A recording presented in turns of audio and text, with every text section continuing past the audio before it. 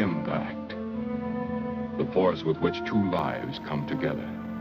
Sometimes for good, sometimes for evil.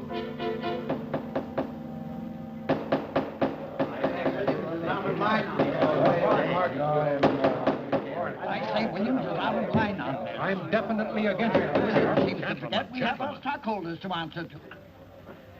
Phone Mrs. Williams, Della. Tell her to be ready in about an hour and I'll pick her up. Yes, Mr. You phone San Rafael and see if those papers are on the way over from the executive. Yes, Will.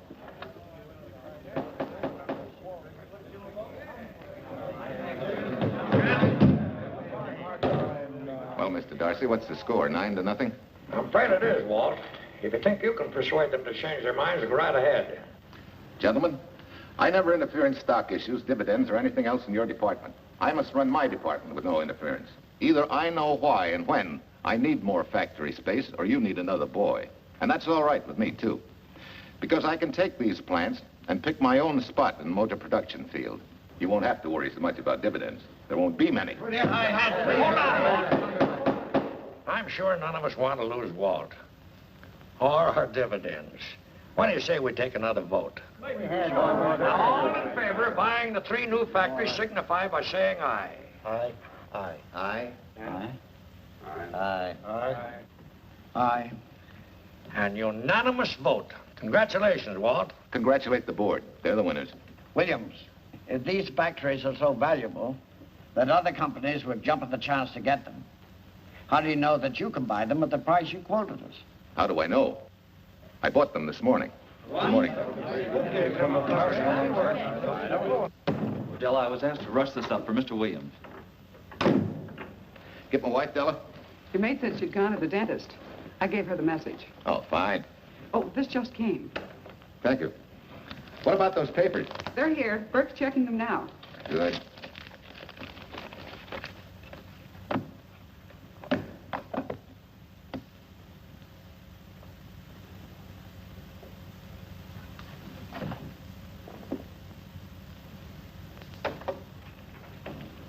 Congratulations, Walt.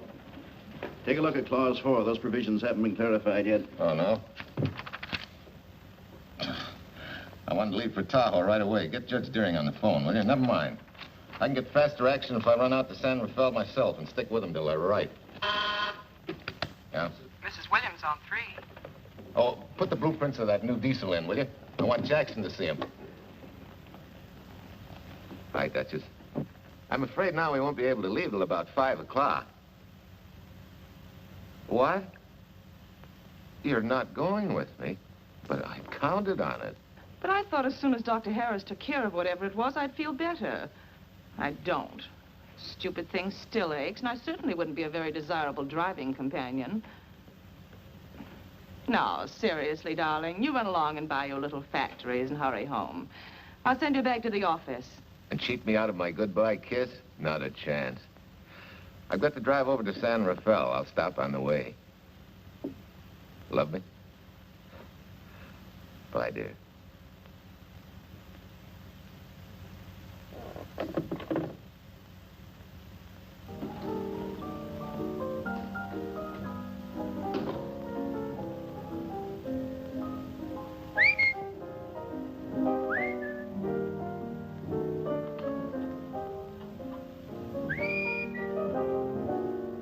How do you expect me to whistle through a toothache?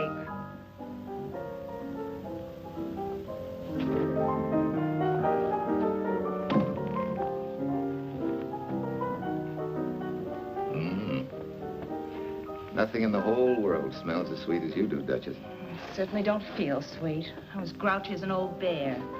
Well, old Doc Williams can give you something to fix that. Close your eyes. Relax now. Take a look at that, see if you don't feel better. Oh, Walt. Oh, darling, it's beautiful.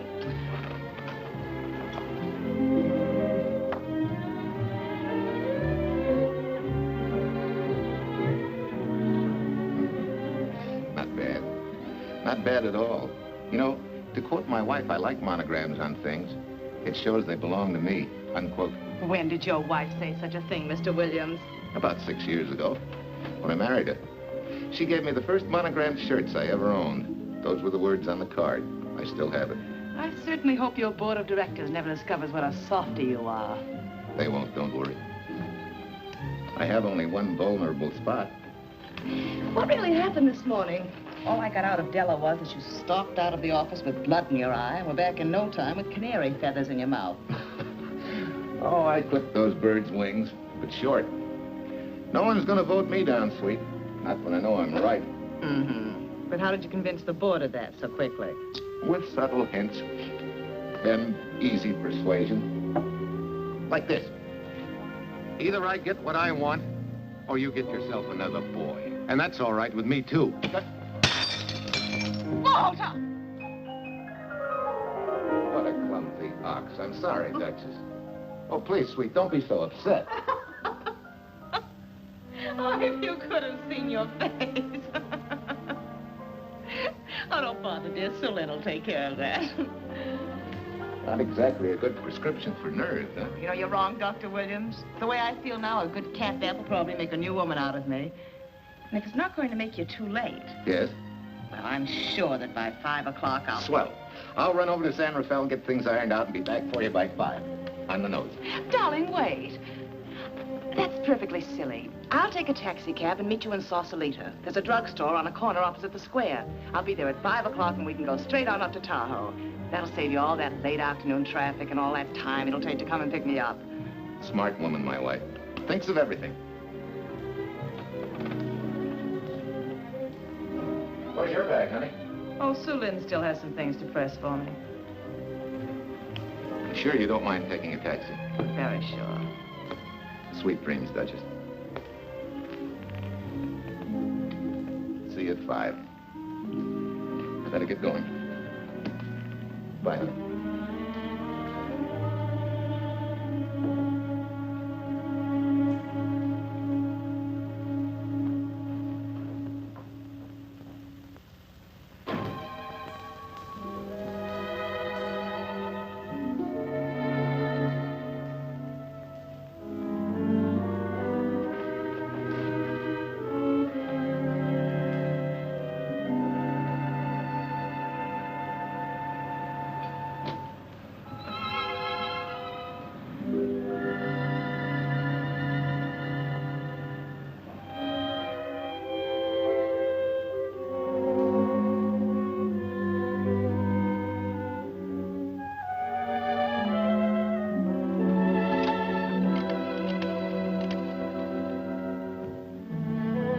Long distance?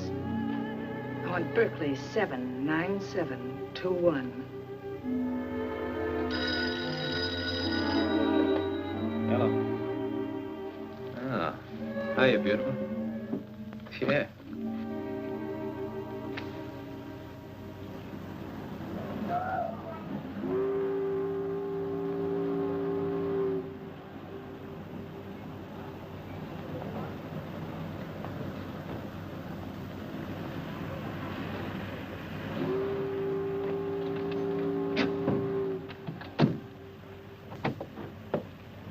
Here. Don't forget, turn this stuff over to a bellboy at the Airport Hotel in Oakland. Tell him to hold it for Jack Burns. Jack Burns, the Airport Hotel. That's right, I'll be checking in later. What do I owe you? $1.15 a here. All this stuff back to Oakland. Yeah, here. Buy yourself a new key. Thanks.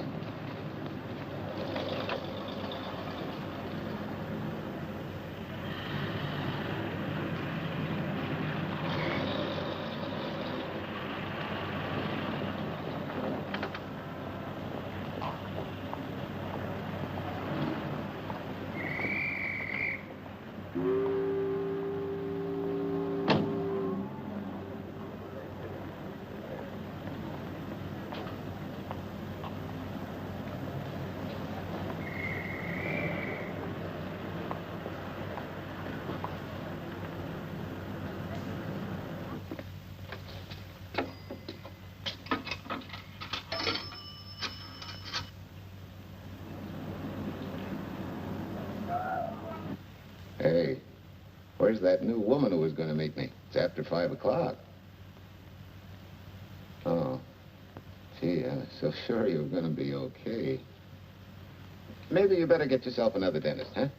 Of course I understand, honey, of course. Just to prove it to you, I'm coming right on home. No, you really mustn't, darling. I'm going to be perfectly all right, really. And besides... Besides what? Well, I've done something you're not going to like. You remember Aunt Margaret back in Illinois? You mean the old gal in Evanston? I'm way ahead of you. How much? Well, it isn't money this time. It's another relative. Her favorite nephew, Jim Torrance. All of a sudden, right out of the blue, just after you left, he telephoned me from Berkeley. Okay, Judge, I'll see him when I get back. Well, you don't understand, dear. You're going to see him right away. I'm what? Well, all he seemed to want was to be able to get back to Illinois, so I... So you buy him a ticket. That's easy. Well, it isn't. I offered to, but he got huffy and said he didn't want any handouts, and... Well, without thinking, I told him we'd pick him up and give him a lift as far as Denver. I won't say I'm getting exactly an even trade for you, but where do I find this guy? Well, he should be there right now. I told him to be on the lookout for a cream-colored roadster, just in case we failed to recognize one another after all these years. Oh, darling, you're such a lamb. You sure you forgive me? What do you think? Well, I had better run along or Cousin Jim might get nervous. Take it easy, sweet, and miss me, will you? I do already. Don't drive fast. And please take care of yourself. Softy. Goodbye.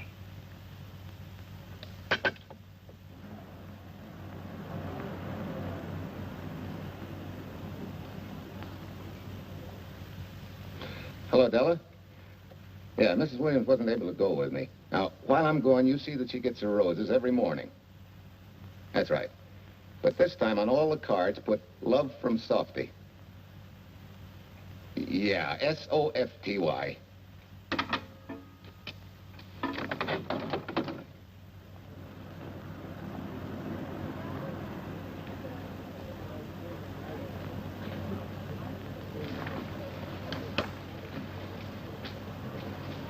Hello. You must be Jim Torrance.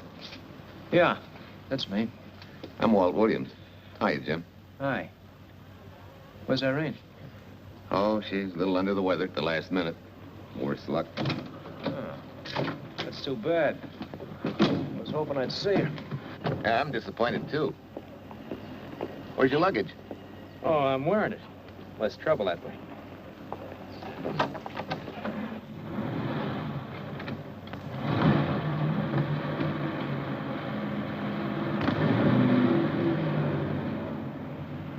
Irene tells me you're heading for Illinois. Yeah. Going been a little rough, huh? Haven't exactly been worried about my income tax. What's your line, Jim? Oh, guess I'm a better salesman than anything else.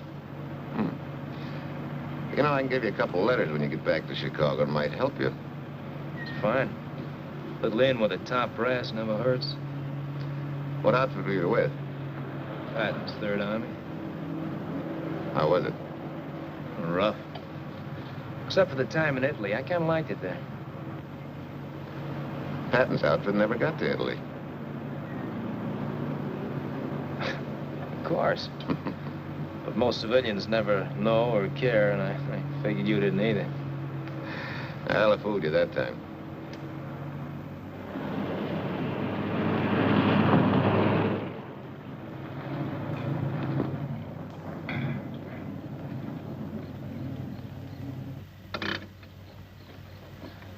Our last chance to chow for a while. How about it?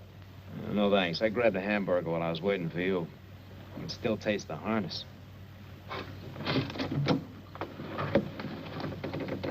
Sure you won't change your mind? No, I'm gonna grab a little shut-eye.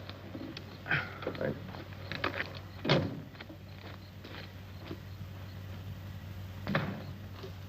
Chicken sandwich and a Coke. One chicken sandwich. Chicken sandwich coming up.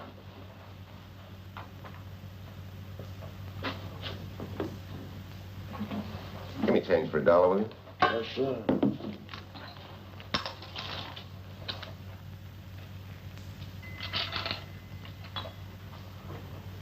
Thanks.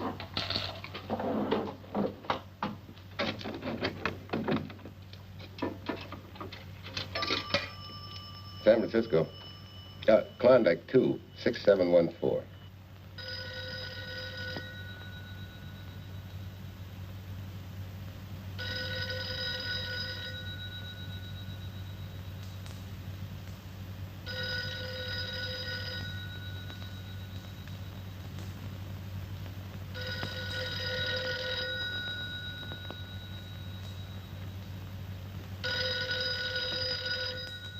Klondike 26714 does not answer. Oh. Well, try Sutter 1, 2599, please. Bayview Apartments. Oh, yes, Mr. Williams. No, your maid isn't there tonight, sir. Well, she said Mrs. Williams was taking something to make her sleep and wasn't to be disturbed. But perhaps... No, don't disturb her. Just leave a message that I won't forget about a certain problem. Mm-hmm. I think I have it, sir. You want her to forget all about a certain problem. Softy, is that S-O-F-T-Y, sir? Softy is going to take care of it thoroughly. Is that all? Yes, that's all. She'll understand. Be sure she gets it the first thing in the morning. Right.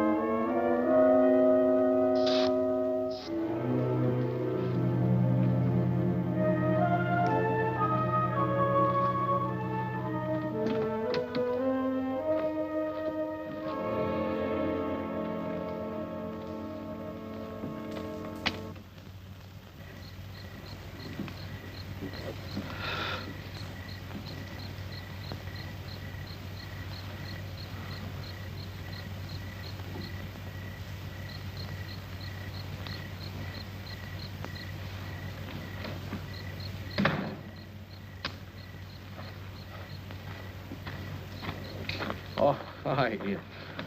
It's been so long since I've been behind the wheel of anything but a Caterpillar or a Jeep, I had to find out what a real buggy feels like. Why don't you drive for a while? Oh, swell. Nothing would suit me better.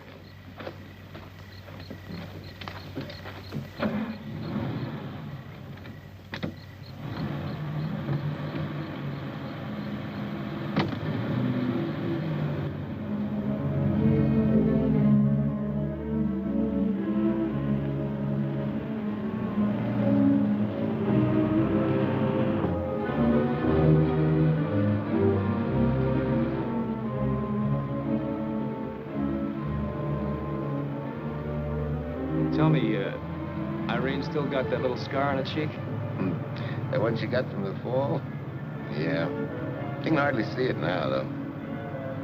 How'd you know about that? She just got it last summer. Thought you said you hadn't seen her for years. Oh, from Aunt Margaret, of course. How else? She always sends me the news in her letters.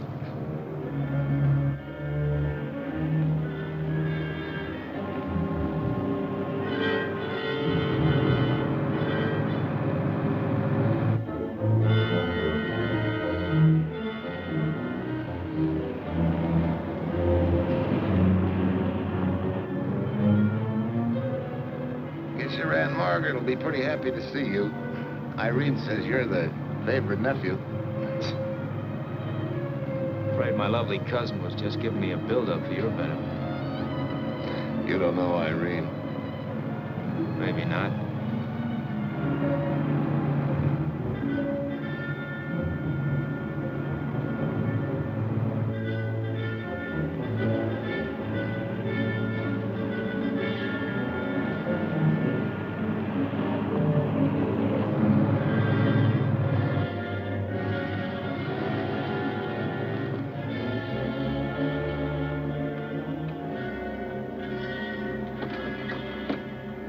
What's the matter?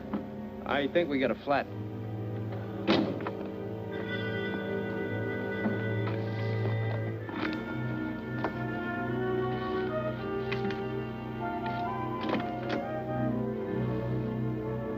Yeah, flat as a flounder.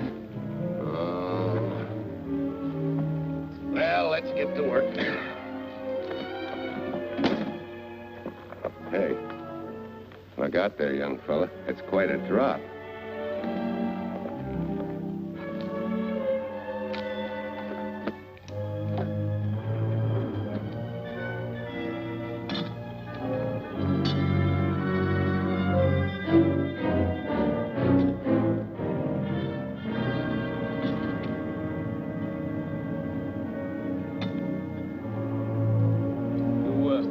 You got a flashlight?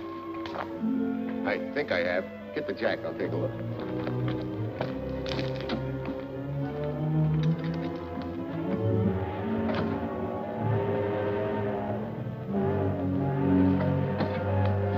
Did you find it? Yeah. Yeah, it won't be long now.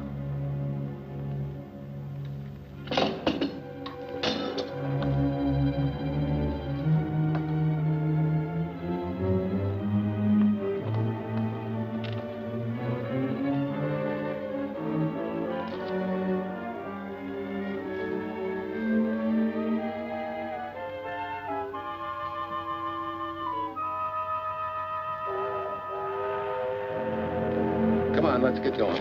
Wait a minute. Did one of your cufflinks fall out? Huh? Oh, something dropped. I heard it fall right down there at your feet. Oh. Well, he must have rolled under the car.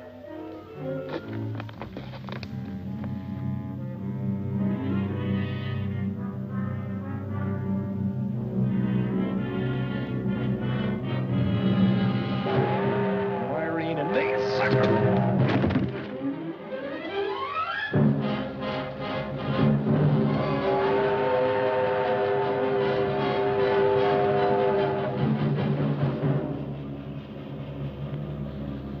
Hello.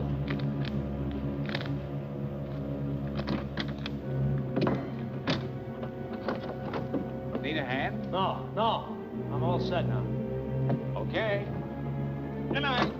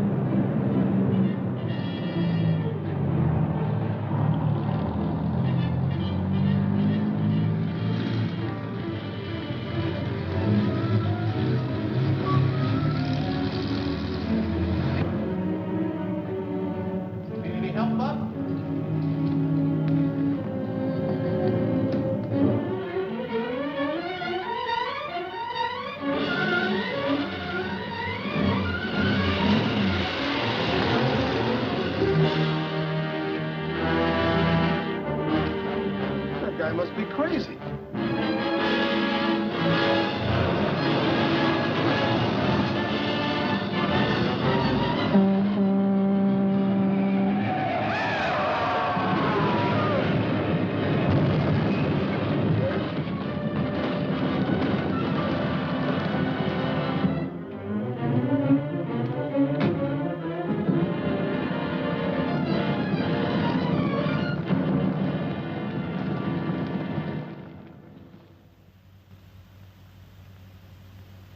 Now, in case my husband should be late and have to rush for his plane, this will be taken care of. Thank you. Tell Mrs. Burns the 302.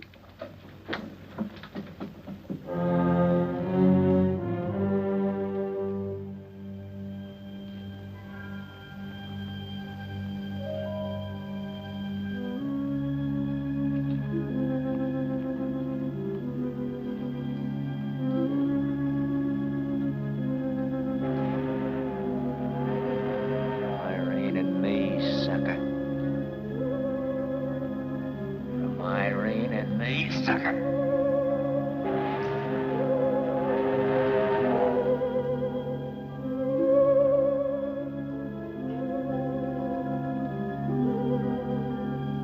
Take care of yourself. Softy. Softy.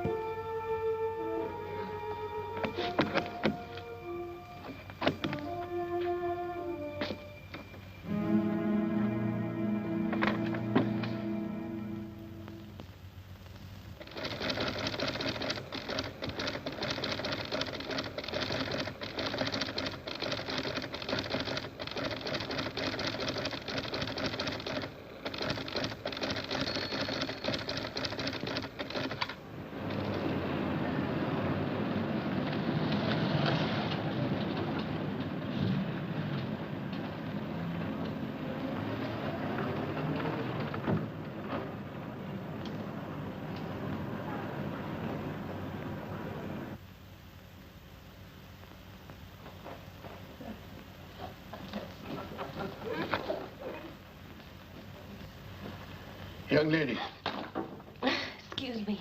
I want to see Mrs. Walter Williams. I'm sorry, sir, but she left orders not to be disturbed. I'm sorry, too. Lieutenant Quincy of the police department.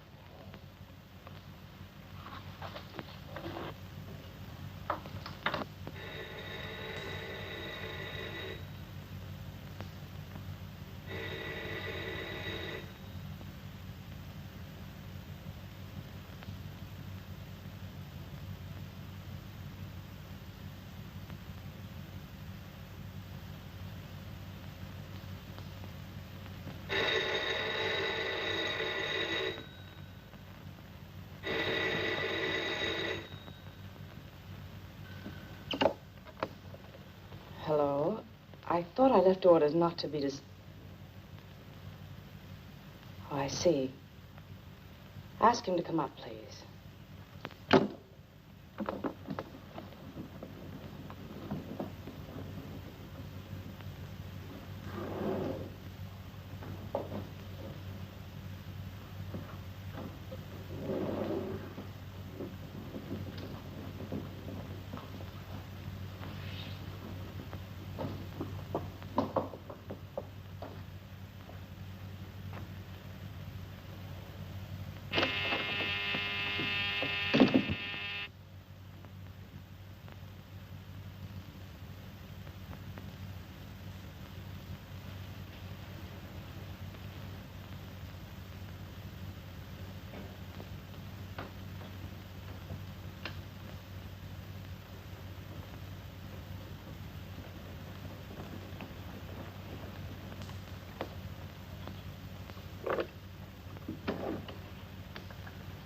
Yes?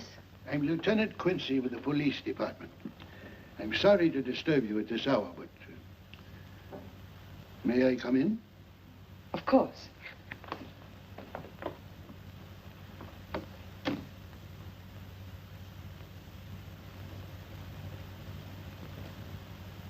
Well, Lieutenant?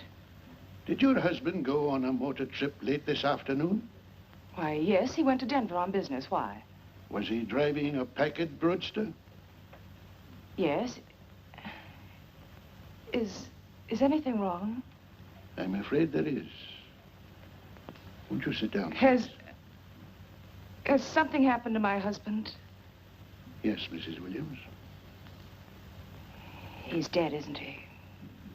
Yes. Oh, Walt, I knew something like this would happen. I begged him time and again not to pick up hitchhikers. But it wasn't a hitchhiker, Mrs. Williams. It was just an accident. He ran into a truck, a gasoline truck. You mean there was fire? He must have been driving pretty fast. I don't think he felt anything after the crash.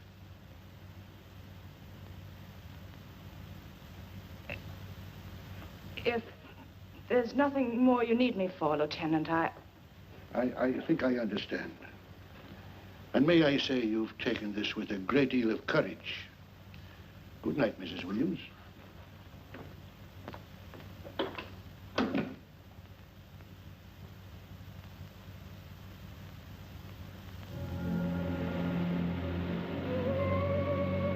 Take care of yourself. Softly. From Irene and me. Softly.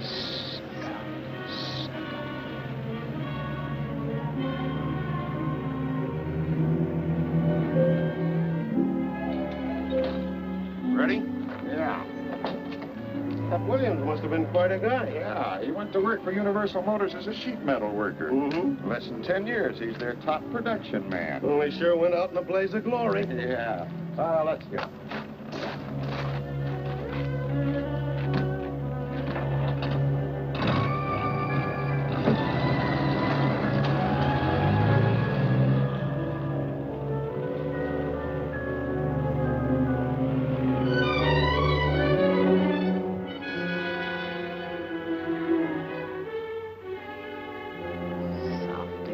From Irene and me.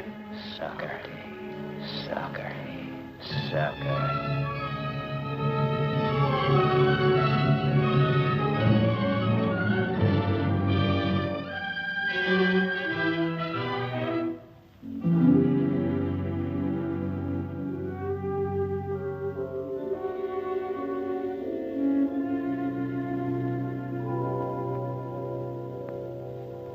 Well, could Mr. Burrs have taken a later plane and still made connections for Mexico City? I see. Thank you. Yes? It is some telegrams for Tai Tai. Just put them under the door, Su Lin.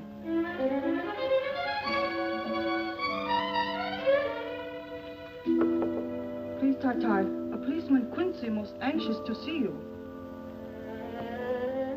Ask him to wait, Su Lin.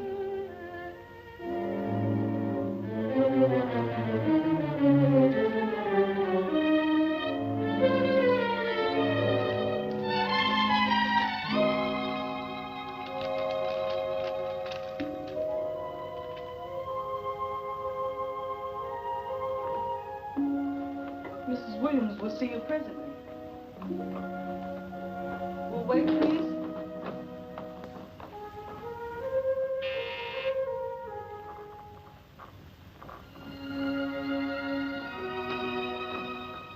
Flowers for Mrs. Walter Williams. Thank you.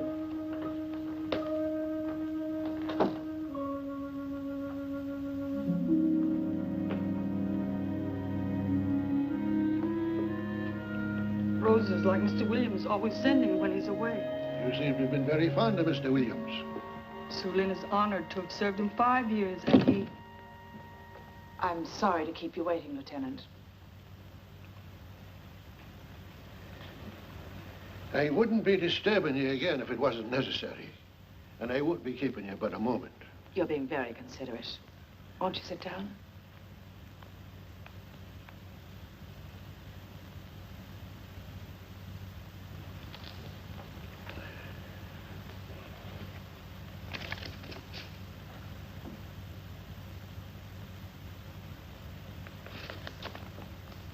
Everyone's been most thoughtful. And why shouldn't they be? Forgive me. I'm all right now. What was it, Lieutenant? The state police would like to have some information. They found some wavy skid marks for quite a distance on the road, as if the car had been out of control when it crashed. Tell me, was Mr. Williams a reckless driver? Why, no. He was a fast driver, but certainly not reckless. Well, was he a heavy drinker? Quite the contrary. Well, what about his health? Could he have had a heart attack and lost consciousness before the accident? Why, no. He was in perfect health, but he'd been working much too hard lately and was overtired. Perhaps he fell asleep at the wheel last night. Oh, poor darling.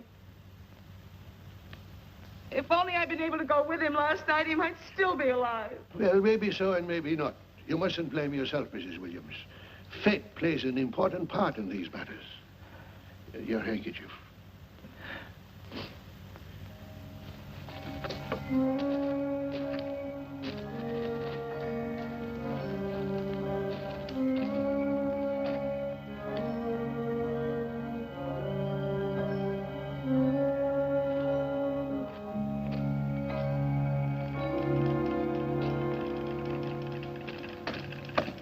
When's the next train to San Francisco? 10 a.m. tomorrow. You sure there isn't one sooner? No, I'm sorry.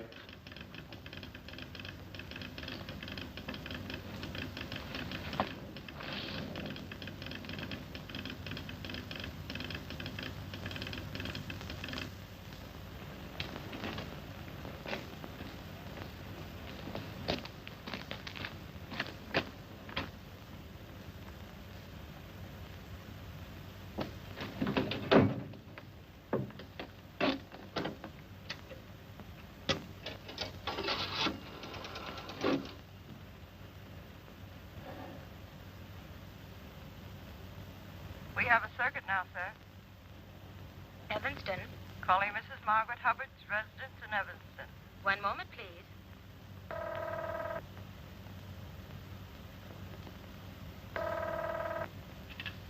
Hello? Mrs. Margaret Hubbard? Yes? Who's this? Long distance. I have a call from Mr. James Torrance. Who? Mr. James Torrance. He's her nephew, Jim Torrance. The call is for your nephew, Jim Torrance. I haven't any nephew, and I don't know any Jim Torrance. Sir, Mrs. Hubbard says she doesn't know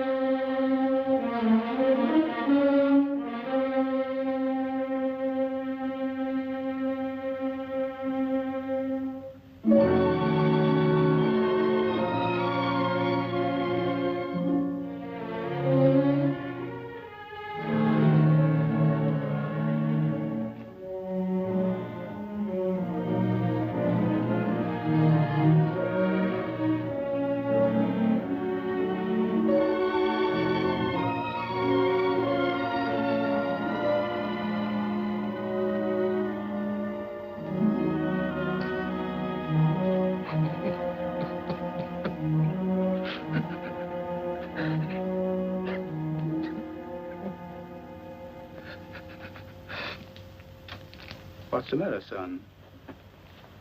Looks like you need a doctor. Doctor? I can't leave the station, but old Doc Bender's just across the road there. Yeah. Doctor? Think you can make it? Yeah. I'll make it.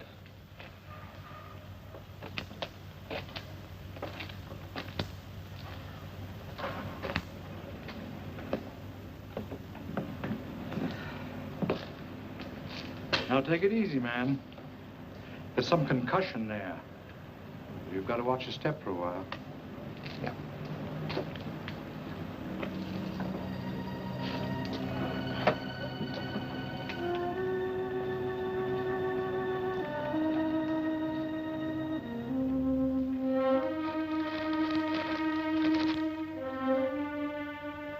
Walter Williams' beautiful widow, who by her own request sat alone in the family alcove during the service.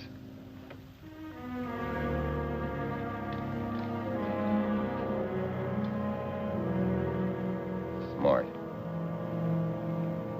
Someone might have caught her licking her chops.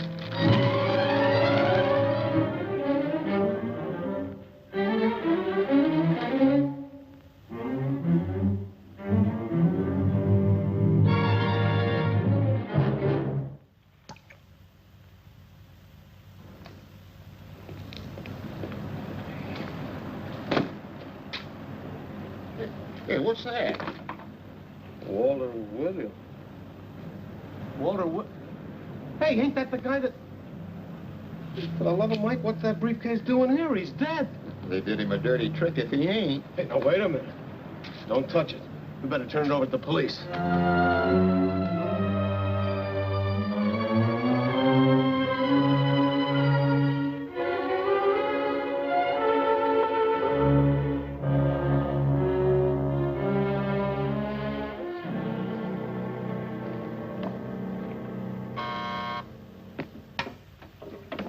Homicide, Captain Callahan.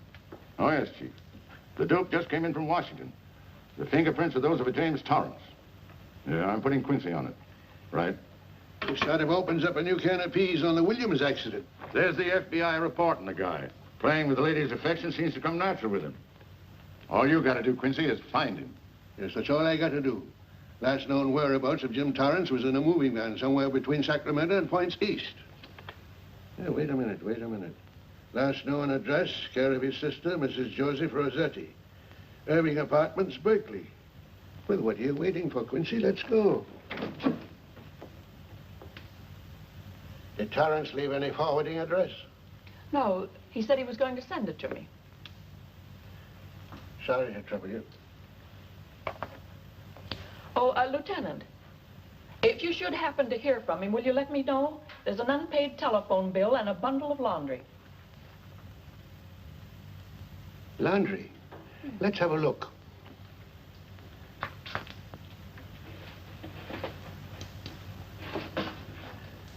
I may have to take this along with me. Not without a receipt, you don't.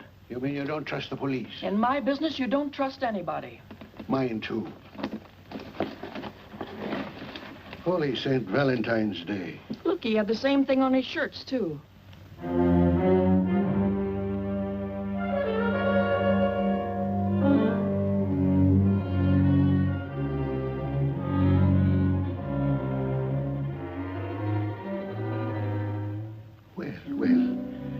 Romance in your late tenant's life. Did you ever see the lady? You know, I never did. But I always knew when she'd been here, the wonderful perfume. I'll lay you 10 to 1 she's a rich widow. Could be. Wait, I'll get you his telephone bill. Pretty fancy stuff for a hitchhiker. Yeah, but he's a pretty fancy hitchhiker. According to the shirt maker, a certain lady in the town had these made special. And they're just like her husband's. Only his initials were WW. Sort of smells, don't it, Cal? Now, take a look at this little item that was also found in the laundry. I for Irene and W for... Well, it could be for Williams, too, couldn't it? Yeah. Homicide, Callahan speaking. Hello? Oh, hello, Fitz. Hello. What news? Oh? Any luck? Both days, huh? Swell. Have it typed up and sign it. This report of Fritz will be a nice little topper for this pile. His checkup shows calls from Torrance's phone to Williams's private number, and a flock of them going the other way, including one on the 7th and several on the 8th. The 8th, in case you've forgotten, is the date of Walt Williams' accidental death. Well, that ought to be enough to get an indictment out of the grand jury. Go pick her up. I'd like to play a long shot first. It might give us 2 for 1. Well, take him one at a time. A bird in the hand. He's not going to lead us to its mate. I'd like to give the lady a little more rope. Well, Thanks. I thought you'd agree.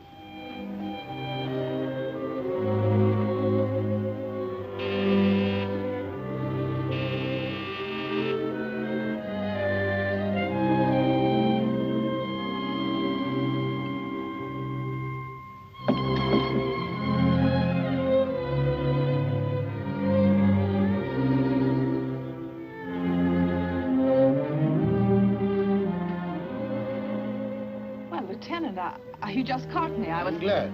I have some rather startling news I thought you should know before it hits the headlines. Come in.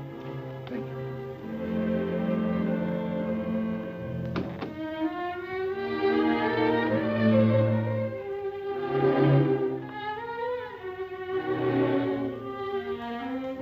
Sit down, won't you, Lieutenant? Thank you. I'm very anxious to hear about this news. It seems that your first hunch, remember, that a hitchhiker was responsible for your husband's death? Well, Mrs. Williams, you may have been right. Why, I don't understand. Your husband's briefcase turned up in Kansas City yesterday in a moving van that had stopped at the scene of the accident that night. Apparently, the murderer made his getaway in it. That explains the wavy skid marks that made us suspect your husband was ill or unconscious at the time of the crash. Yes, I suppose it does. And by now, the man is probably out of the country and never will be found. Don't you worry, Mrs. Williams. There were fingerprints on that briefcase. And as soon as we get the FBI report from Washington, his identity will be known and his description sent out on police broadcast. Oh, we'll find him all right. But just now we're keeping things quiet so the murderer will feel safe until we are ready to close in on him. Yes, I can see the wisdom of that. Yes, I thought you would understand and cooperate. As soon as we know his name, it is possible that you might recognize it as someone with a motive. There's that possibility. You know I'll do everything I can to help. I'm sure of it. Now I'll run along. You'll hear from me. I'll let myself out. Don't bother. And don't worry. Good day.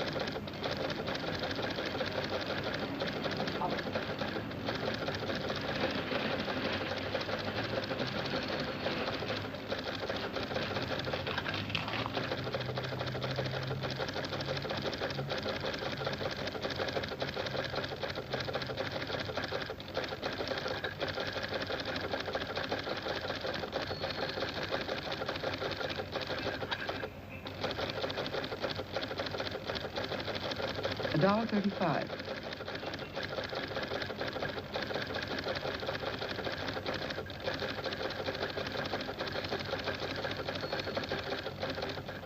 See, everything after the letter J in the first name has been obliterated by heavy writing over it. The only impress letters legible are those between words or before them, like RNS at the end of this name here, and the Hotel Santa here before the word Evanston. Well, Tom, don't you think it's about time you retired? Why, there isn't even evidence there of Mrs. Williams' intent to communicate with Torrance. And who do you think she beat a path to the telegraph office to wire to?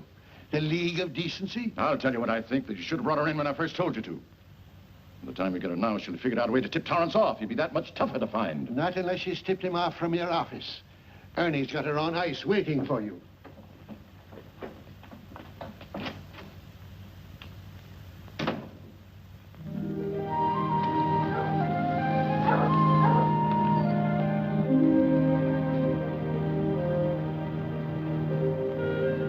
Pretty good, huh? Fastest growing little town in Idaho.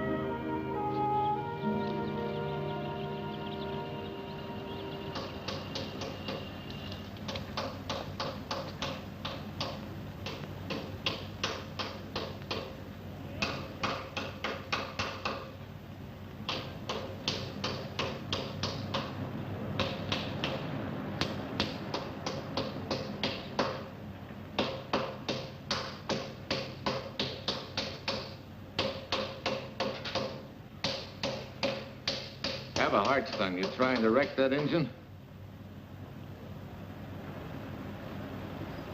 Oh. Sure. It's a hobby of mine. The way you're going at it, you can't miss.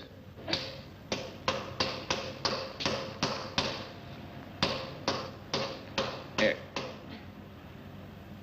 I just can't let you ruin that beautiful motor. Start her up.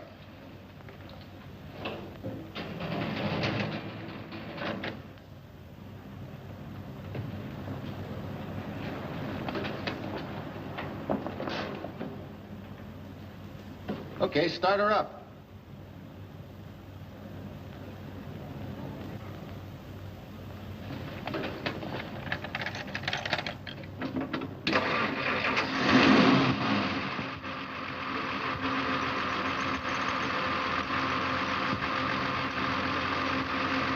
Shut her off.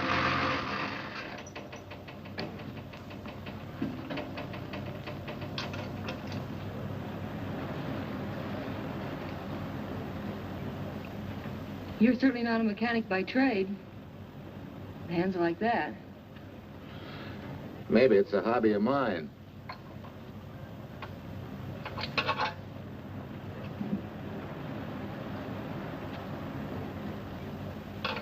Gee, what happened to your head? Perhaps I was talking when I should have been listening. Okay? Okay by me. Thanks a lot, Hill. So long, Marcia. Bye. He's all right now. You better lay off till the boss gets back. I'm the boss. I guess the new cars are a little bit over my head. Now, with a jalopy, it's different. Aren't there any mechanics around here you can hire? No, they all went over to the new factory in Mansville. I guess they got better wages. Tough break. Yeah. How much do I owe you? Oh, forget it. Well, I'll be shoving along. Well, at least have a cook in the house. You might as well. Marcia, can I use your phone a minute, please? Sure, help yourself, Uncle Ben. Never rains but what it pours. 650, please. Flat tire this morning. Now the danged engine stalled on me. Nice and cold. Wilson's garage? No, I did not give you the wrong number. Fine thing using my phone to cheat me out of repair bills. Aren't you ashamed? Gave you the wrong number. 650, please. You're a nice girl, Marcia Peters, and your ma's a fine woman. And I'll always buy my gas and oil here. But you ain't never gonna tinker with my car again. Busy? Busy. Always busy. Wait a minute. We're not so busy. Would you like to do another good deed and give Uncle Ben a hand? Why not? Where is your car, mister? Maybe I can help you. Why, are you a good mechanic? Very good. And very reasonable. Well, just what you need, girl. Better hire him. It's an idea, Uncle Ben. Come on. Thanks for the Coke. Sure.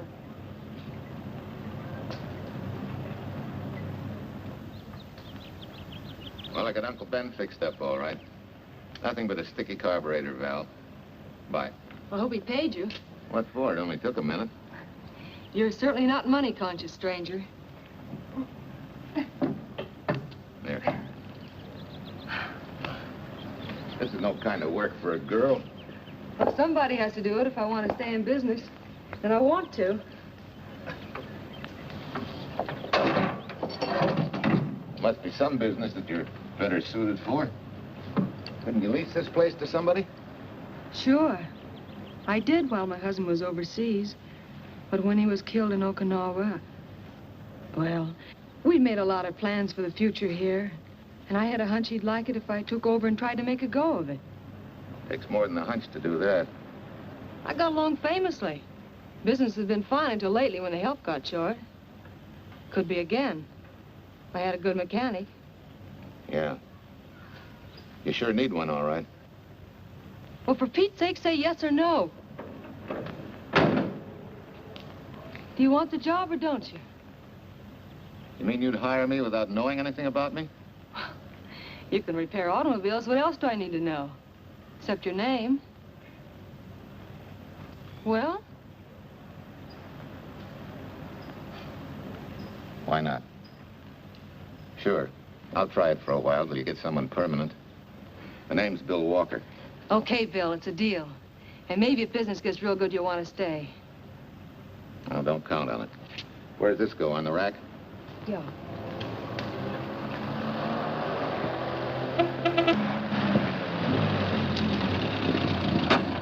Archer! Archer! It happened! It's a boy, 8.5 pounds. Pair of shoulders like a prize fighter. Well, congratulations, Papa. How's Jane? Ah, perfect. Everything's perfect. Gotta get down to the store and tell the gang. Almost forgot. Oh, gee, thanks, Dad. I'm sorry, I won't have enough for the gang. Yippee!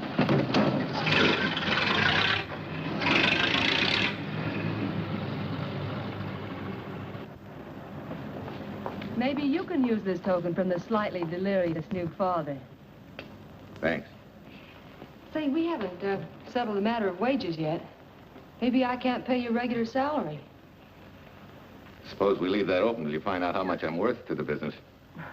Doesn't seem to be any business right now. Might be a good time for me to get rid of this beard and find a place to board. We live right next door. I'll go ask Mom. She'll know of a place. Sort of a peaceful house. I noticed it this morning. Oh, gosh, I forgot. She's down helping Mrs. Wellesley with her canning. Mom finds homes for everything from stray cats... To stray mechanics? Well, you're not a stray anymore. I'll go phone. Pearl? 674, please. Hello, Miss Westler. May I speak to Mother? Hi, Mom. I've got some good news for you. I hired a man for the station. Yeah. No. Nobody we know. He's from out of town. Needs to place a board. You got a good one up your sleeve? Okay. Says she has to meet you first to come home for supper.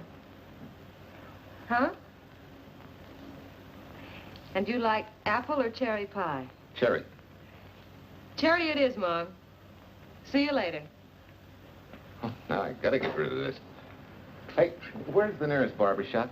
The one and only, just up 2 blocks. Tell Judd you're working for me. When you get back, we'll close up and go home. Thanks.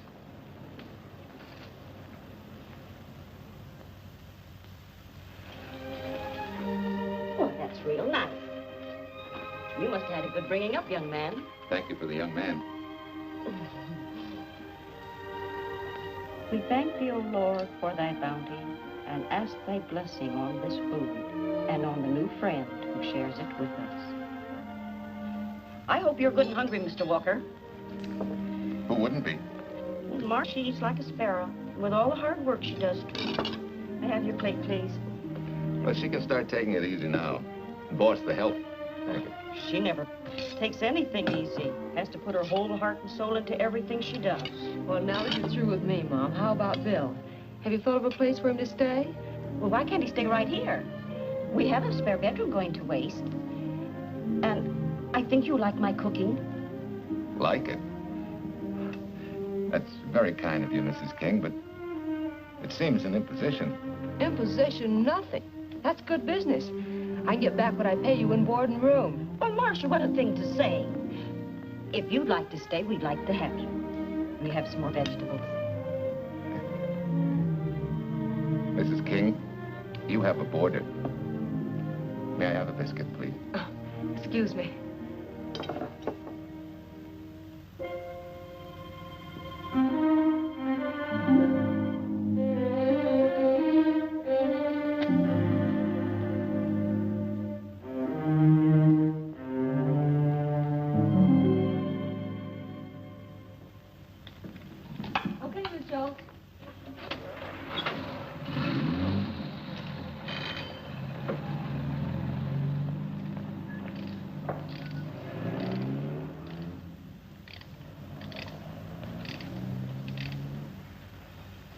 It's wonderful the way tools seem to come alive in your hands. You seem to sort of come alive, too. As though you got real pleasure out of working with them. I do. When you're doing a job with them, you can't think of anything else. Bill, if something's bothering you, why don't you get rid of it? What would you prescribe, doctor? Amputation. For that stupid chip on your shoulder.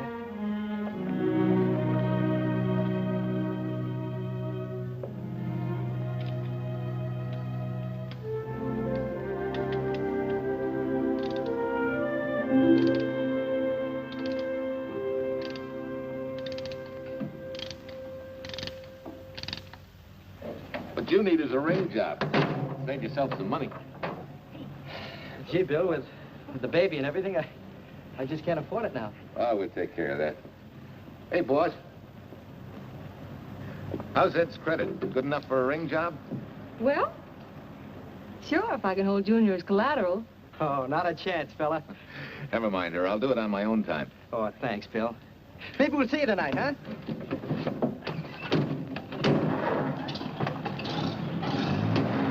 Some shoulders, huh? Yeah. Some father, huh? Bye, Marcia. Bye, Marcia. Bye. Nice kids. Hey, was Ed clowning about their being hard up? No. Things have been pretty tough for him ever since he got out of the service. Fix a car for him, Bill, and only charge him for the labor, okay? Then he gets it for free. I'd already figured on knocking that off. Say, we could make it an anniversary present. Anniversary of what? Junior's arrival, and mine, 3 months ago today. Time certainly flies. That was a lucky day when you came to MP service. Your work's been bringing in a lot of business. I'm glad of that. Hated to have fallen down on Mom and you. Say, look, boss, why don't we three celebrate tonight and go to the movies? Ed said he and Jane were going. Well, that lets Mom out. She'll be babysitting. I'd love to go, Bill. I haven't been in ages. Here's your opportunity. Go to work.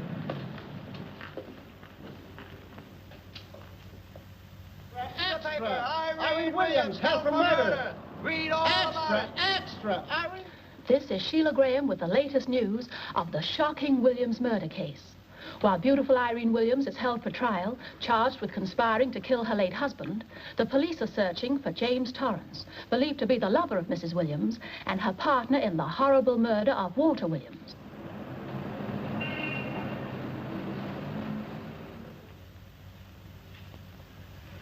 If I'm handling your case, my dear Mrs. Williams, I want 1/3 of everything you get. You're out of your mind. You don't realize what I'll get as Walt's widow. Perhaps you don't realize the spot you're in. Torrance's fingerprints were found not only on your husband's briefcase, But, in a manner of speaking, on your reputation as well. There's a detective named Quincy, a very smart cookie. He isn't exactly for you. Frankly, Mr. Warner, I'm beginning to wonder if my attorney is for me. Underestimating the enemy's ammunition would scarcely be wise. Now, if we can get to trial before Torrance is found, they'll never get a conviction. But... But what? If he shows up, we may have to fry him. Oh, no. Let's not cross that bridge until we have to. But if it comes to a choice, we're not going to burn, are we?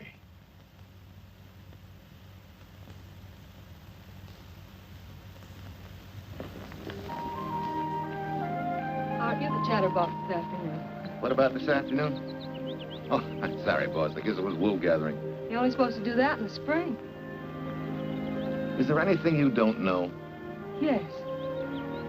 What's San Francisco got that we haven't?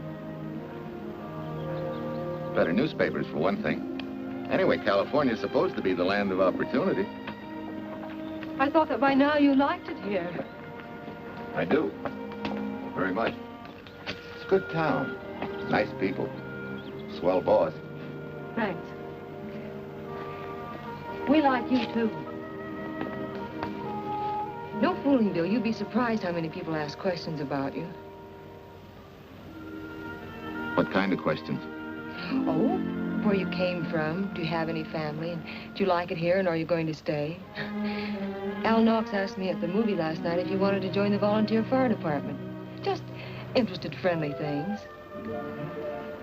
I suppose it is natural for people to wonder about a stranger who moves into their community, like I did. You know, I've been thinking, maybe it wasn't such a good idea, you and I going to the movies last night. It's all right being seen in the station and here with Mom, but... Oh, you get used to that in a town this size. They're always trying to marry people off. You just ignore it, and after a while they forget about it. I'll go get cleaned up for supper.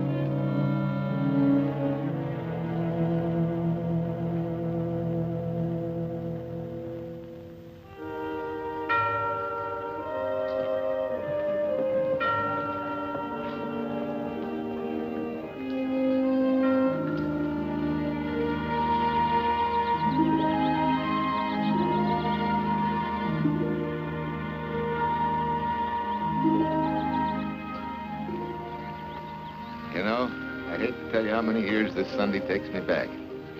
Did you always fall asleep during the sermon? I wasn't asleep, Mrs. Peters. I merely closed my eyes to concentrate. Oh, well, that's what you call it. I had to nudge you to stop you from nodding. Quiet. You're disturbing my reminiscent mood. Even smells the same. Could be the same bees buzzing in the same clover. As they say, you can take the boy out of the country, but... A rolling stone gathers no moss. It has to stop rolling sometime, doesn't it, Bill? Sometime, maybe. We grow a very becoming shade of moss here in Larkspur. Don't you think? You grow a lot of nice things here. Anyone in particular? You'll have to skip the answer to that one. Someone tore it out of the book. You're married, aren't you, Bill? Yep. That's right. You must have loved her very much to have been hurt so deeply. To be so afraid of someone, even yourself. Maybe it's better that way. Then no one gets hurt. Bitterness and hatred hurt everyone. Can't you see, Bill? They're like a wall that shuts out all the sunshine from a garden and lets everything wither. Make room in your heart for something else, can't you? I guess this is my day for sermons. Sorry. As Mom would say, you never get rich minding the other fellow's business. Hey, that's a fire. I'll be seeing you.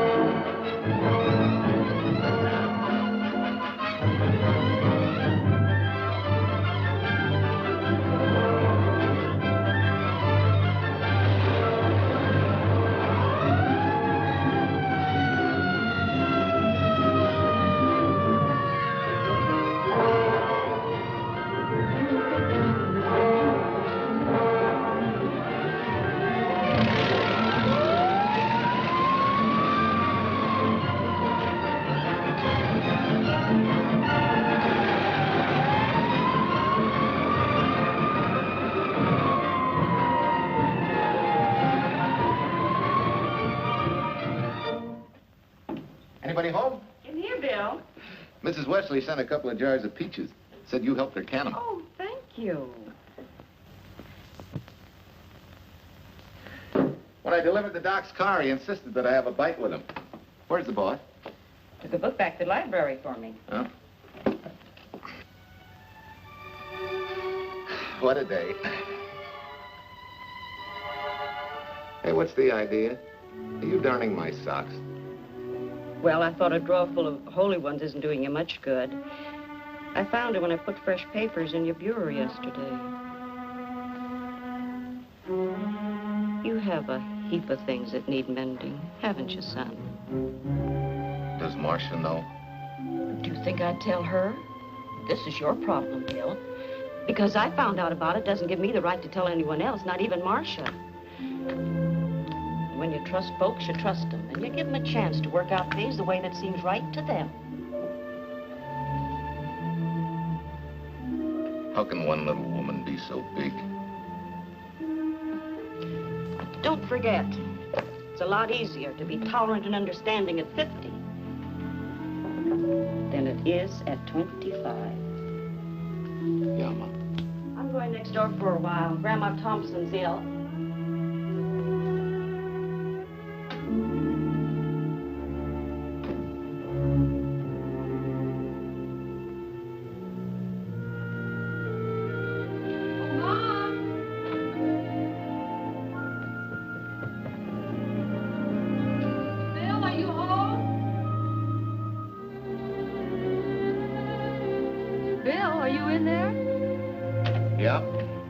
Next door, Marcia. Hi. Do you work awfully late? Oh, about 6. Anything wrong? Come in. I want to tell you something. I'm checking out. Has something happened? No, just... I'm doing what I should have done a long time ago. Moving along. But why, Bill? My name isn't even Bill. There isn't any Bill Walker. I'm Walter Williams. The late Walter Williams. Walter Williams? I don't understand. You may not even after I've told you, but at least you'll know the whole story. Sit down, please.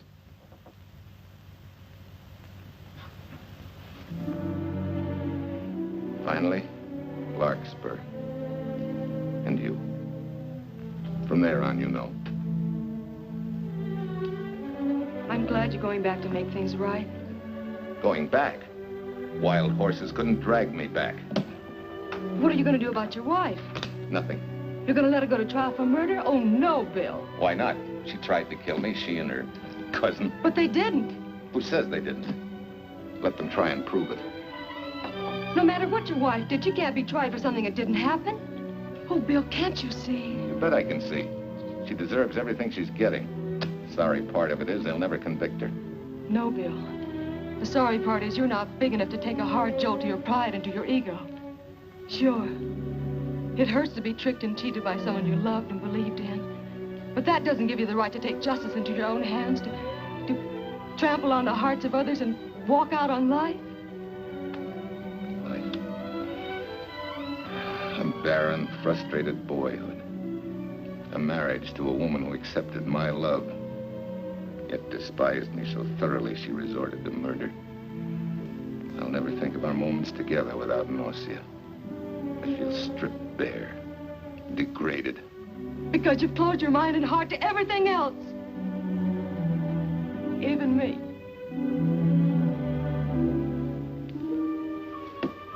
Oh, Bill, please.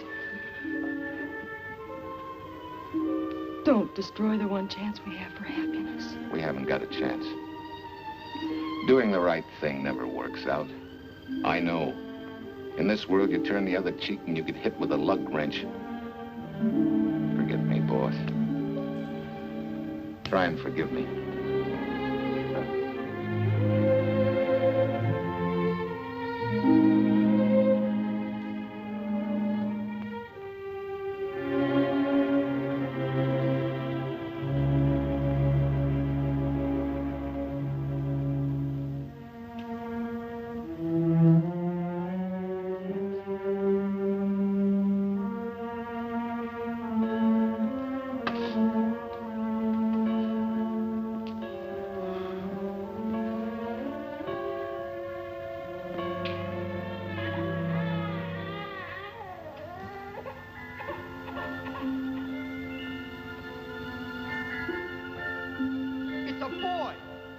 Shoulders like a prize fighter. You know, I hate to tell you how many years this Sunday takes me back. You have a heap of things that need mending, haven't you, son?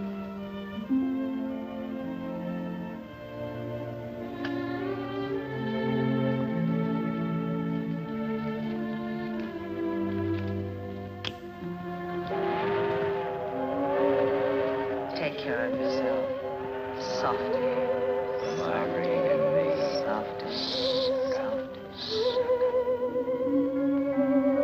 You're not big enough to take a hard jolt to your pride and to your ego. Sure. It hurts to be tricked and cheated by someone you loved and believed in. But that doesn't give you the right to take justice into your own hands, trample on the hearts of others, and walk out on life. Oh, Bill, please. Don't destroy the one chance we have for happiness.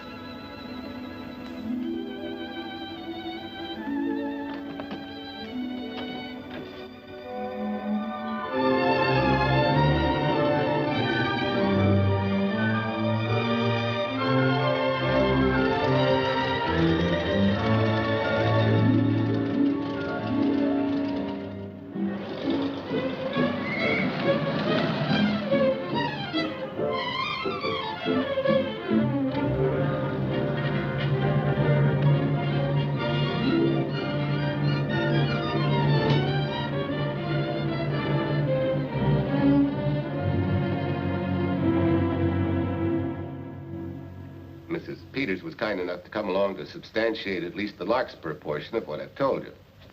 Very thoughtful of you, Mrs. Peters. Mr. Williams, when you read in the newspaper that the hitchhiker who attacked you had been, well, a close friend of your wife's for some time, it must have been a great shock to you. I didn't come here to discuss my emotional reactions, Lieutenant. If you need me for anything further, Captain, my office will know where to reach me. Let's go, Mark. Just a minute, Mr. Williams. We'll need your signed statement for the grand jury when we ask for your wife's release. It won't take long to be typed. Yeah? All right.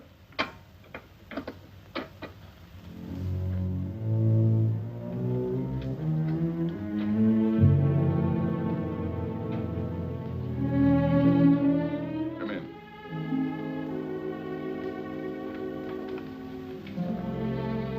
Sit down. Mrs. Williams, we have news for you. Really? I can scarcely wait.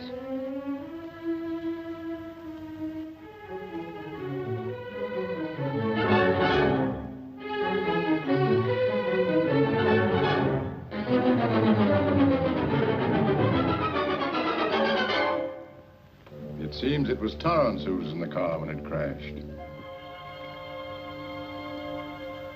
Jim? Dead?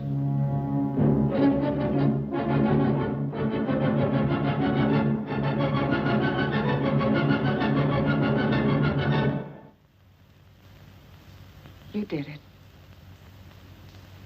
You killed him. No. He tried to kill me. Thought he had. And he ran into the truck. It was an accident. An accident? You wait all these months to tell this story. You let me rot in this filthy jail. Wait a minute. You let everybody believe you're dead.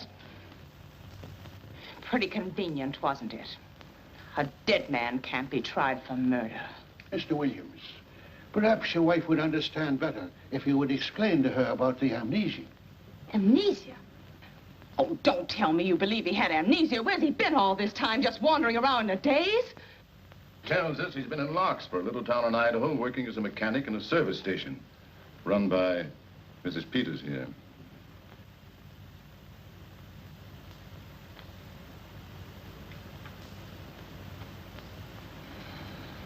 I understand perfectly. Now that my chance for happiness is dead, I suppose you'll demand the divorce I begged you to give me so that I could marry Jim. That's fantastic. Yes, isn't it? After you telling us that the man you picked up was a perfect stranger. Well, that's not true. The time and place for meeting Jim had all been arranged. I must advise you, there's a law that a wife can't testify against her husband. There's a law against murder, too, but that didn't stop him, and nothing's going to stop me until I'm through. It's all right with me, Captain. Go on. Talk your head off.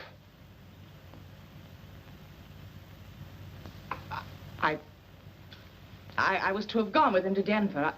He insisted on it, although I was quite ill. Several hours before we were to leave, he came home. There was a violent scene. He threatened to kill me unless I agreed to give up Jim. And I wish he had. This is incredible. Not one word that she has said is true.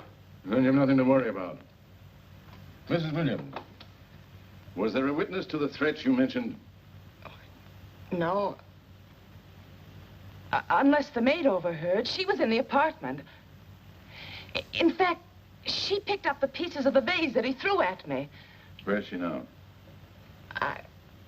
I don't know. She left me suddenly after all this began.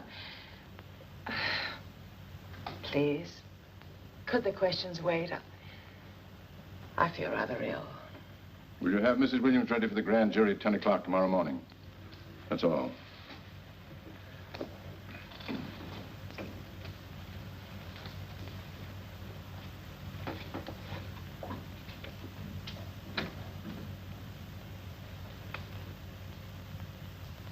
We're going to hold you too, Williams. On what charge? Suspicion of murder.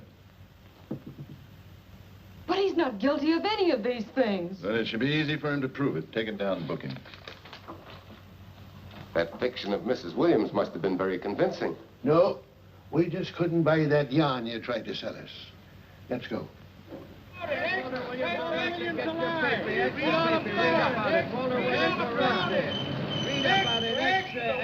What's the White Reed and murder charge? Extra, get your paper. Walter Williams charged with murdering White's lover. Extra, get your paper. Irene Williams goes free. Husband held. Extra, get your paper. White Reed and murder charge. Walter Williams charged with murdering White's lover. And Daly's going to cover Williams' office. Okay, boys, hop to it. I want all I can get by 10 a.m. tomorrow for the grand jury. Okay, Chief. Oh, Tom, don't miss a bit. Dig up everything you can on Williams and the Peters dame. You sort of believed Irene Williams' story, didn't you, Ben? She made better sense than he did. Well, sure, she's a better liar than he is. Don't forget, I went all through her grieving widowhood with her. She's a bad customer. Well, that's for the grand jury to decide, and Williams insisted on letting her talk. So it's his funeral. Funeral, all right. Especially with that yarn he told. But murder's out of character for him. There's a few pieces missing somewhere. There might be in Idaho, if it's not too much out of character for you to get going. You're going to miss me, Cal, when I retire next year. Maybe I'll join Private Eye and solve your cases for you.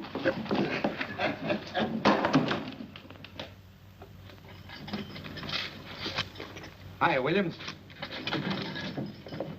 Mr. Williams? Thanks. Got a deal from the bottom here, don't you? Sorry, Williams. Okay, Williams.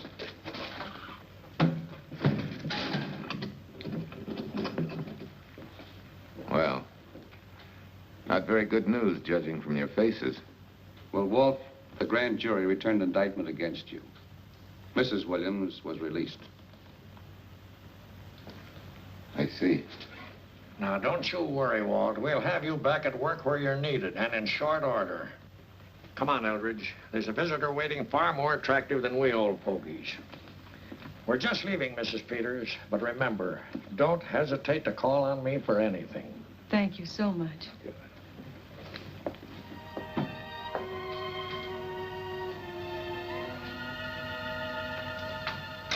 Hi, boss. Bill, what have I done to you? If it weren't for me, you wouldn't be here. If it weren't for you, I wouldn't be. I came back here because I wanted to believe in the things you do. I still do, no matter what happened. Will you do something for me? Go back home, where I know you'll be taken care of. Not a chance. You'll have to think up a better reason than that to get rid of me. I'm a big girl now. I've just been to Larkspur, Williams, where I found these newspaper clippings. Of course, some of them are 3 months old, but you seem to treasure them, so I brought them along. So? I don't think they exactly substantiate your claim of amnesia. As if you were interested in substantiating any claim of mine. Now, let's get one thing straight. Most people, when they get in a jam, think the police are only interested in the prosecution. Our job is to get the facts, the truth. And the truth never hurt anyone but the fellow that lied. Unless he was a beautiful woman. Oh, quit kidding yourself, Williams. You made the boner. I had no more to do with Torrance's death than you did. And out of the whole population of Northern California, you just happened to pick up a hitchhiker who happened to be your wife's boyfriend. Ah, have a heart, Williams. I suppose you'll tell the truth when you take the stand, but you better have some mighty conclusive proof if you expect the jury to believe it. Wait, Lieutenant. Bill, we all know you're not guilty, but we're going to need help to prove it, and need it badly. Lieutenant Quincy can't take sides, but if we're right, he has to be on ours. And I have a hunch he wants to be. Why don't you tell him the whole story? All of it. Please. I'd like to, Quincy, very much.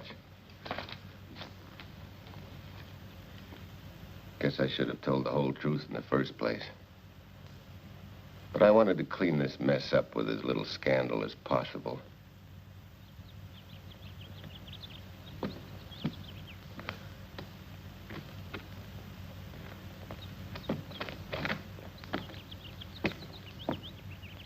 Well? No sign of the lug wrench or anything. My dear Mrs. Peters, will you please stop trying to be a detective? How many times do you think the police have combed this spot for any kind of evidence? Now, be a nice girl. Take Mr. Williams' advice. Go back to Larkspur. What time is it? It's only 4 o'clock. We still have time to go back to town and go on our hunt for Sue Lynn. Now, look here, young woman. You've had me on the run since early morning. But, Lieutenant, the maid seems to be our only hope now. We've got to keep looking till we find her, that's all. That's all? Wait. She was naturalized, wasn't she? Suffering chopsticks. Quincy, you dumb flatfoot. This Sue, what's her name, was Chinese born.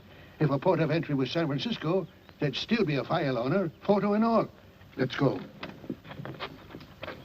Back to town. Immigration.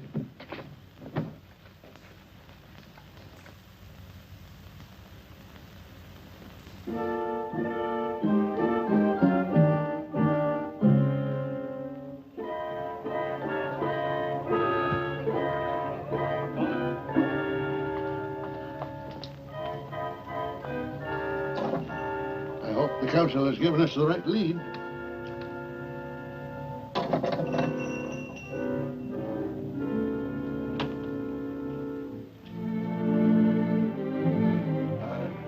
You are Singh? Understand? You savvy English?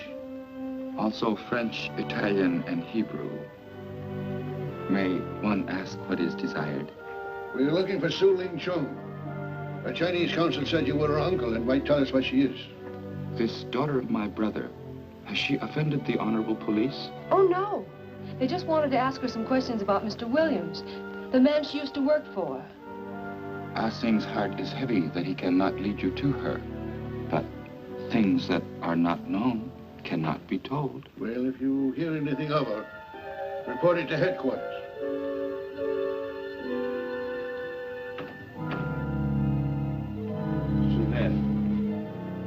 Untruth is not good for soul, and not wisdom when told to policemen. Better for the soul to be kind than to be wise. Su Ling must keep silence to help in this matter.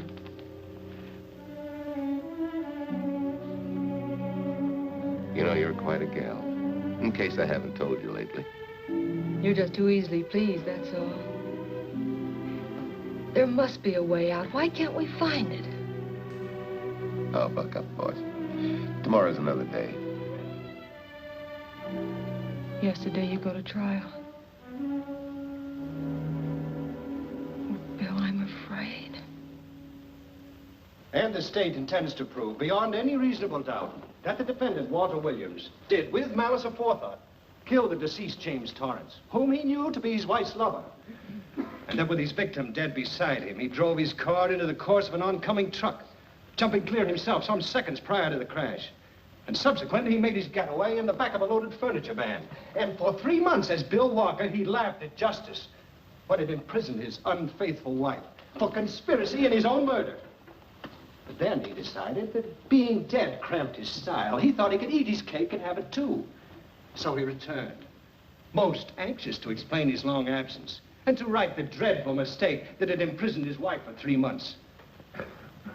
Ladies and gentlemen, it was a cold-blooded, premeditated murder and must be punished to the fullest extent of the law. Call the first witness, please. Captain Callahan, did Walter Williams tell you what suddenly cured his amnesia after 3 months? No, he did not. But he did tell you the man that struck the blow which caused the amnesia was a total stranger, a hitchhiker he had picked up.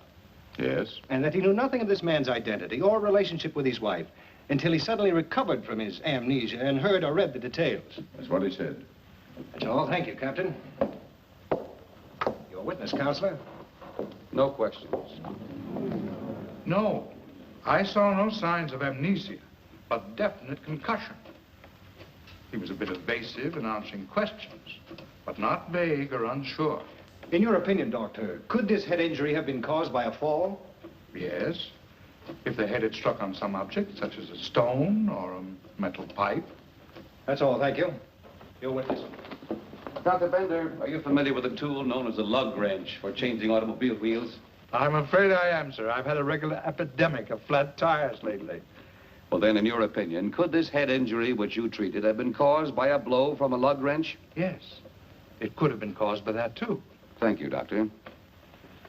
The ones with the earliest dates, you will notice, are heavily creased, as though they'd been carried in a wallet or a coat pocket.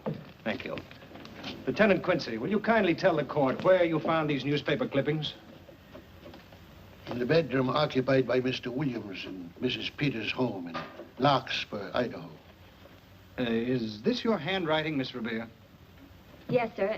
And that's the message, at least our record carbon of it. Would you read it to the court, please? June 9th, 8:32 p.m. Message from Mrs. Walter Williams, Penthouse D.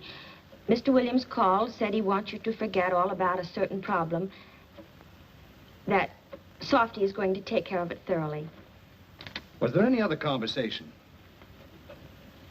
Well, I just asked if that was all, and he said, yes, she'll understand, and sort of laughed as if it were a joke and hung up. Some joke killing the wife's boyfriend. Head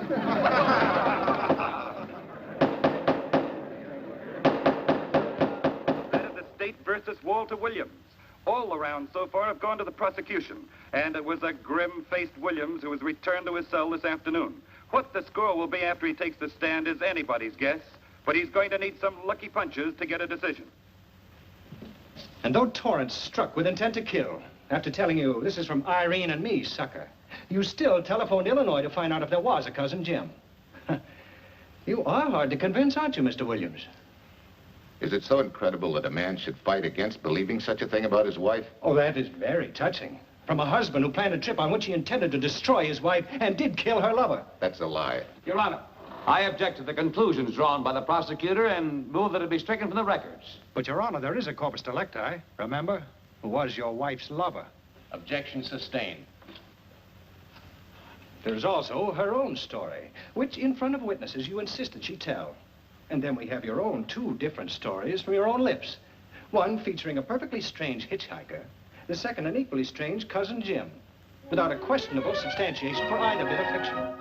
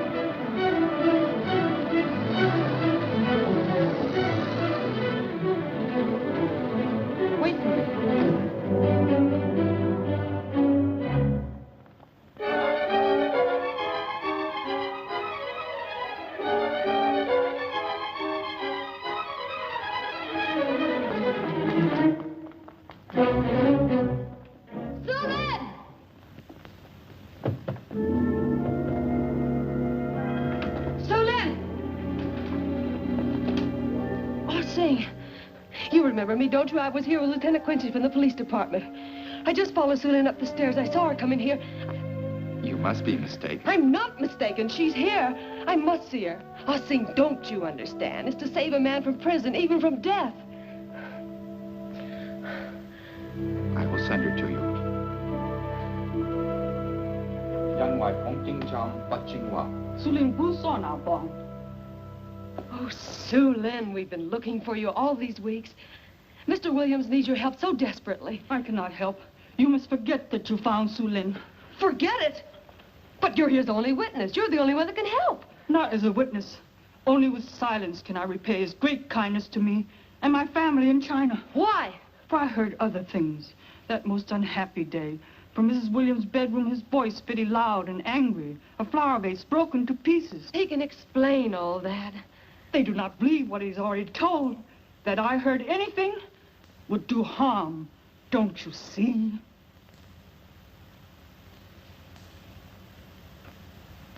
Yes. Much sorrow comes from women who know not honor and truth.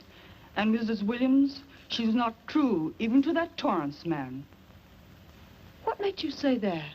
That night when he was killed. Her sickness was but wall of falsehood, behind which she could go secretly to a meeting place. You mean she went out that night? Sulin, are you sure? Yes, because next morning in her bedroom I found street shoes that had been worn. Her coat on the closet floor with the sleeves turned inside out, as though removed hurriedly. And in one pocket, a door key to some hotel. Sue Lynn, that's it. Proof that she and Torrance had planned to meet that night after he killed Mr. Williams. What hotel was it? Oh, I don't remember. The key. What did you do with it? Returned to coat pocket. Come on. We'll get to Lieutenant Quincy. He'll know what to do. And pray, Sue Lynn, every step of the way.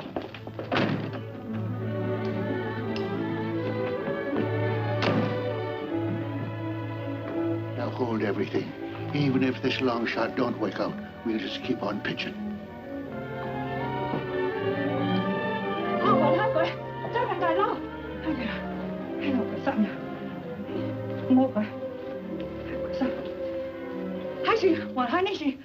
Here it is, yes. Room 302, Airport Hotel, Oakland. Maybe we got our miracle. A special little Chinese one. It is to hope that Sue Lynn was of small help to Mr. Williams. Oh, Sue Lynn. Come on, Copper. Next stop, Oakland. I set the little lady's hotel rendezvous. I was on night duty then, all right, but I sure don't remember a looker like this. Quite a dish, eh? A little too highly seasoned for my digestion, thanks. Lieutenant, just found a couple of cars for room 302 on June 9th. George Baxter, checked out at noon. Mr. and Mrs. J. Burns. Room not slept in. J. Burns. Burns. Look, Quincy. The handwriting on the card is identical to that on the photograph. And here's a little boy, the same thing. The cover-up telegram to Aunt Margaret. Now look at the impressions. J here, and here RNS.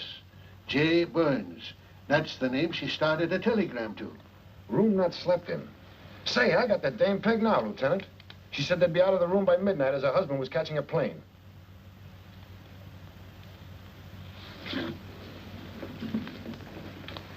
But Quincy... Reservation for Sam Inn. Yes, sir. This ties it all up, doesn't it? Yeah, like a greased pig. What do you mean? We've got the evidence now, the proof. Of what?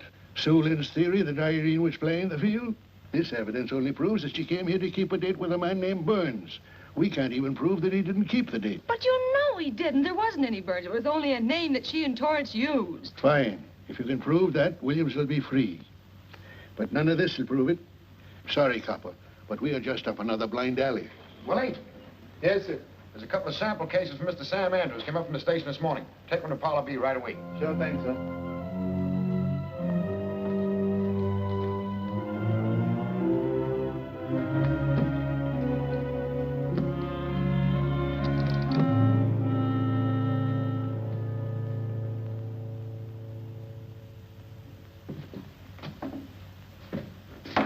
Be seated. Case of the state versus Walter Williams. Proceed, Mr. Eldridge. Your Honor, we will call Mrs. Irene Williams. Take the stand, Mrs. Williams.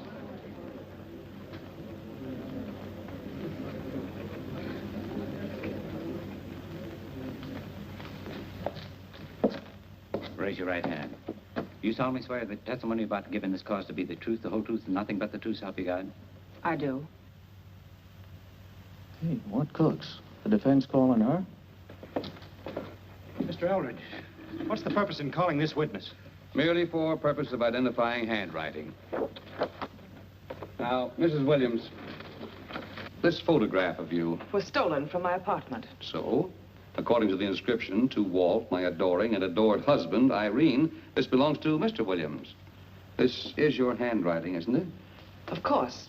I'm touched that he should have wanted it so badly. And this telegram, addressed to Mrs. Margaret Hubbard.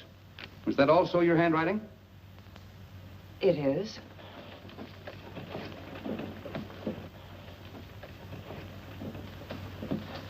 Now, Mrs. Burns, I mean Mrs. Williams, this photograph is inscribed to Jim, my adoring and adored Irene. Did you write this, too? I see no point in all this. Merely answer counsel's questions. Did you write it? I did. And these letters addressed to Mr. James Torrance, did you write them? Yes.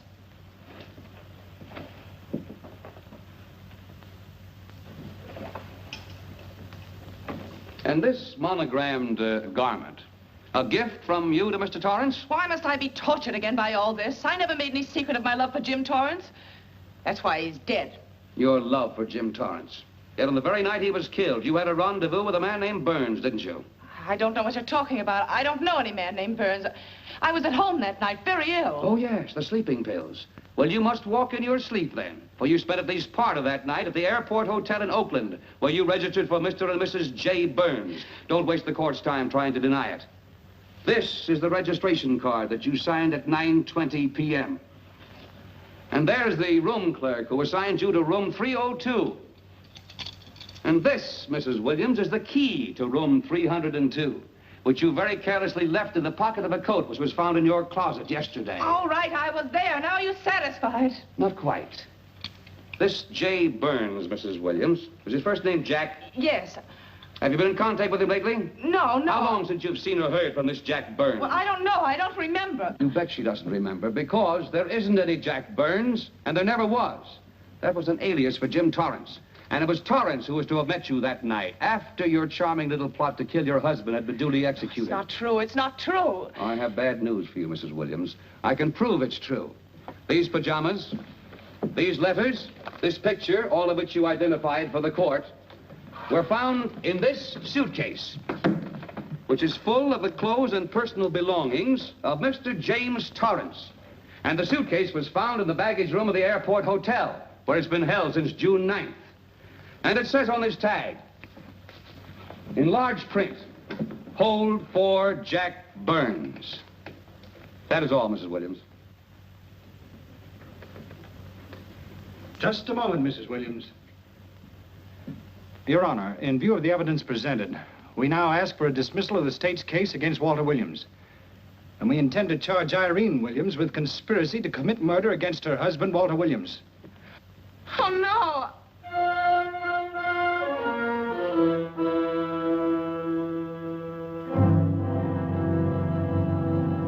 The case against Walter Williams dismissed. Court adjourned until 2 o'clock.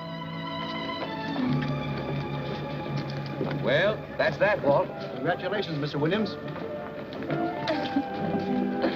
I haven't the words for it, Quincy, but we could never have made it without you. Ah, sure you could. You know, son, right always wins if you give it a little push, especially when you get a copper like this one to do the pushing. Well, I'll be seeing you. You know, it'll seem kind of strange being able to eat and sleep without someone getting in your hair all the time. Oh, fine, Walt. We're looking forward to having your hand on the wheel again. The Denver plants are waiting for you to open them. You think you can make it the morning? How about it, Counselor? You bet you can. Oh, good. Well, I'll be running along. Well, you think you like Denver? It's okay by me, boss. Yes. Impact. The force with which two lives can come together. Sometimes for evil, sometimes for good.